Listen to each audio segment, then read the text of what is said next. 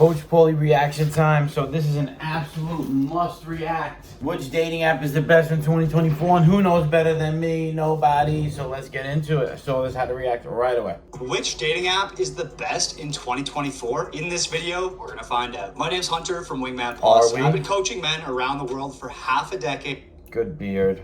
Helping them level up in online dating. And every year, dating apps change so much. It's hard to know which dating app is actually the best right now. So in this video, we're gonna get to the bottom of it. Pound that like button, hit subscribe. Let's jump in. So let's start with like, comment, share the video. I'm gonna get right into it. Not spiel too much. You know the vibes. Go to my Instagram. Links in the description. DM me the word Shred for fitness coaching. First date for dating coaching. Tinder. With more than 75 million monthly active users, Tinder is the most popular dating app in the world. It has users in more than 197 countries, with the US recording the most user subscriptions. Tinder is a swipe-based app where users swipe right to match or left to reject potential partners. Tinder also allows users to send a super like, which lets the recipient know that they're interested, whereas traditional swiping is anonymous. Now, in the past, Tinder was largely a hookup app where users were mostly there for casual dating. But as the dating app landscape has become more competitive, Tinder has dramatically shifted the user experience to cater to several different dating preferences. Now, Tinder users can update their profiles with everything from their communication style to their sleeping habits and even their relationship goals. Now, a lot of people swipe on Tinder for free and get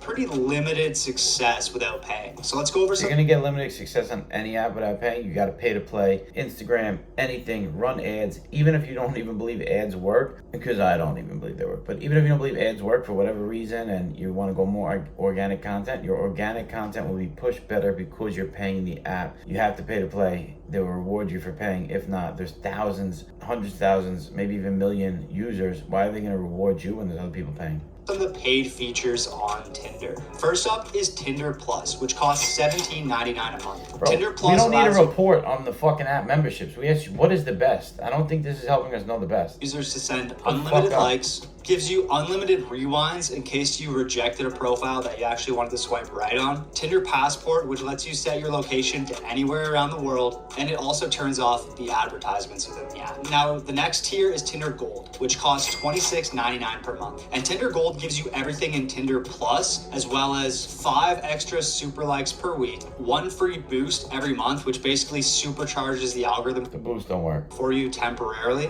It allows you to see who likes you. So if you're getting a ton of likes, it's way more efficient. Ain't nobody getting a ton of likes unless you live. I want to know where this guy lives. Who is this guy? Swipe Put in the comments who this guy is. Profiles every single day. Tinder has a third tier, which is called Platinum, which gives you everything in Plus, everything in Gold, as well as being able to attach a message to your likes, prioritize likes. That's huge. I did not even know that. I would get a lot more. That's why I like Hinge more than anything, because I'm allowed to message with the fucking thing. I might get on Tinder now. Likes, which is kind of like an algorithm boost, and also lets you to go through and see the profiles that you've liked in the past 7 days in case you want to go back and attach a message to your like and get a second chance with them. Now, brand new in 2024, Tinder also released a premium Tinder Select tier, which is $499 per month and invite only. If you want to apply, you can go to the Tinder website with your profile having to pass a relatively straightforward screening based on meeting some standard criteria. They're also going to invite you if you constantly spend money on boosts and super likes in the app. They're basically targeting their top users by spend and targeting them with Tinder Select. So what do you get apart from a badge on your profile flaunting your status? Well, people you like will see your profile unblurred in their like section, regardless of if those users pay for Tinder Gold. And you'll stay prioritized for 7 days. You'll also get access to a select mode, which allows you to see the most sought after profiles on the app and let them see you. There are a couple other benefits, such as early access to new features, but the most controversial perk is the staying at the top is very, very important. That's why I go to the top level of Hinge. Tinder just never worked for me, bro.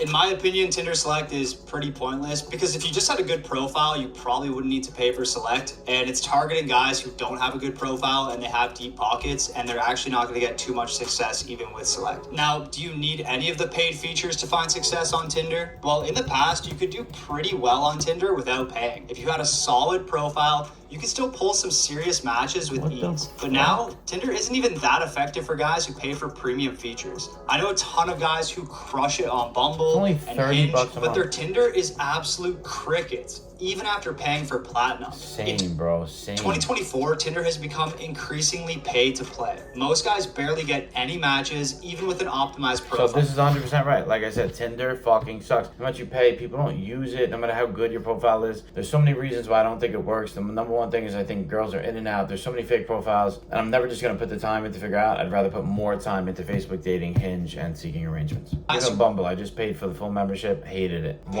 2 weeks done. Because you can't send the message. I need to send the message. Subscriptions noticed no major difference in their results. It seems like this big shift happened when Tinder dropped its $499 a month Select membership. Once they released that feature, the app basically turned to shit. I've noticed that the quality of women on Tinder has decreased dramatically in 2024. I've been to over 10 countries in the past year, and across the board, Tinder has the lowest quality pool of matches compared to the other major dating apps. Yes. It seems like Tinder flew too close to the sun. They've always been a highly profitable business, but ever since they released this $500 a month subscription, it seems like the company's been putting excessive profits over helping its users find and meet people. I think in 2024, Tinder made a major shift, tried to cash out hard on its customers, and has become a dating app that nobody takes seriously anymore. For that reason, Tinder has been dethroned this year, and Tinder fucking sucks. Get rid of it, delete it. Is the worst dating app I completely agree with this guy with this. It is the worst. The major three. So with that, Tinder, Bumble, Hinge are the major three, but everyone sleeps on Facebook. It is not a major three, but it is fucking the best.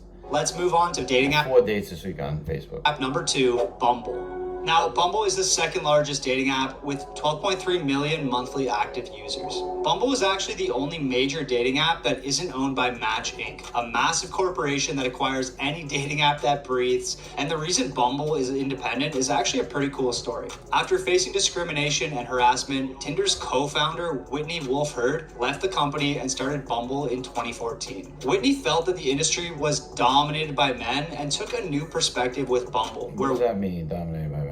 Women made the first move. Bumble is similar Stupid, because they don't make the first move in to anything. Tinder in that both apps use the swipe method to match partners up. But what made Bumble stand out in the past is that when a match occurred, women had to send the first message within 24 hours or the match would expire. In theory, it's a great idea. Women could have more control over who they interact with, and men had less pressure to send a compelling first message. But in practice, it fell flat on its face. I've matched with thousands of women on Bumble, and 90% of them either open with a hey, an emoji, or a GIF. These dry openers give you literally nothing to work with, and contrary to Bumble's vision for a feminist dating app, the ball was still back in men's court to lead the conversation. This Fail. That's not the way dating or life works. Men lead. Feature, along with increased competition from Hinge, a more relationship-oriented dating app, caused Bumble to suffer huge losses in 2024. So much so that they laid off. They say like Hinge is more relationship, Tinder's more fucking. I just think everyone uses all of them. I don't think it's really that. A huge percentage of their workforce. I don't think any girl goes on Tinder like, hey, I'm just here to fuck. And if they are, they do that shit on, there's other apps for that, and they do that on Hinge too, if that's really what they're going for. And it's just very rare that a girl's like that, you know? Girls that are just there to fuck usually just go out, and they're not swiping on Tinder. And if they do decide they would do want to fuck, yeah, they'll go on an app, but they'll go on any of them. It doesn't necessarily mean Tinder. And faced imminent bankruptcy. At the beginning of this year, it was not looking good for Bumble. Now, I made an entire video on the downfall of Bumble, and you can check it out right here. In that video, I made a few recommendations for Bumble to recover, the biggest one being allowing men to send the first message. Bumble always had a great user interface and algorithm, but the whole women need to message first feature had become outdated, and women and men alike were just sick of it. Now, miraculously, Bumble took my advice and added a new opening moves feature. This allows women to add an opening move to their profile so that when a match happens, men can send the first message. Ever since making this change, Bumble has gone from being my lowest ranking dating app year after year, like you can check out the playlist, like every year I make this video and Bumble's always at the bottom, to now being one of my favorite dating apps. Now, Bumble actually has some other unique features that still hate Bumble, that make it pretty unique. In addition to dating, users can use Bumble BFF to find friends and Bumble Biz for networking. So if you're in a new city or looking to meet people outside of a dating, the Bumble Biz is pretty cool. scenario, this is a pretty useful feature. But if you are using it for dating, here's the list of premium options. Starting with Bumble Boost for $39.99 a month. With Bumble Boost, users can reverse a left Very expensive swipe with Backtrack and extend the time on matches for another day. Boost members also receive unlimited swipes, 1 spotlight per week, which puts your profile at the top of the swiping stack, and 5 super swipes a week. Super swipes let the other user know beforehand that you want to match, kind of like a super like on Tinder. Bumble also has another tier called Bumble Premium, which is a whopping $69.99 a month. Bumble Damn, bro. The highest Tinder was 29. Big difference. Premium members get all the It's funny, it was 69. features I just went over, plus unlimited advanced filters, the ability to rematch with expired matches, travel mode, which lets you But the whole idea of rematching with expired matches is so submissive and fucking horrible. If a girl doesn't match you in 24 hours, she doesn't like you. Message you in 24 hours, she doesn't like you. You should never go back. Stupid. swipe anywhere in the world, the beeline, so you can see everyone who's liked you, and incognito mode, which hides your profile and only appears for those that you've swiped right on. Basically for cheaters. But do you need these paid features to find success? Well, no. I've never paid for Bumble Premium, and I get about 20 matches per day. And that's because I haven't 20 matches per day. That's insane. You only get like a few swipes. If I use my free version, I get 0. Where do you fucking live? This guy's full of shit. optimized to what women are actually looking for. After coaching thousands of men and reviewing hundreds and hundreds of profiles live on YouTube, I can confidently say that most men just have no idea what women are actually looking for. The fact is, if you could just build an optimized profile with 5 to 6 high quality... Great profile, but mine's better. My first one's better. My second one's better. Third, my shirt off one's better. My dog and mom pictures are better.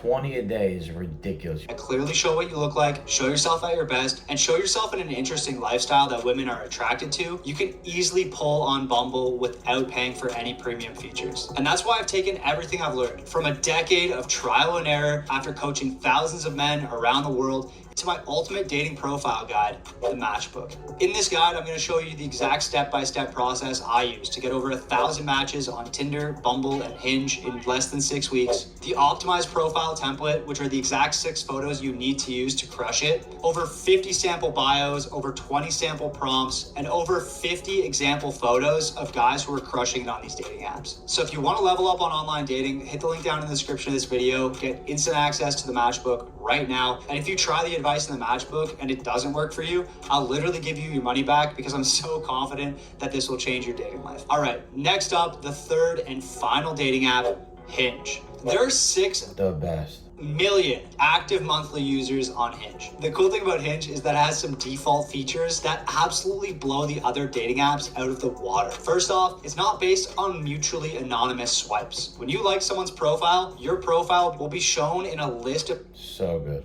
people who have sent them a like. Similarly, you can check out a list of all the people who've liked your profile as well. Long story short, it's as if every like on Hinge is a I want to know where this guy lives that he's getting this many matches, bro.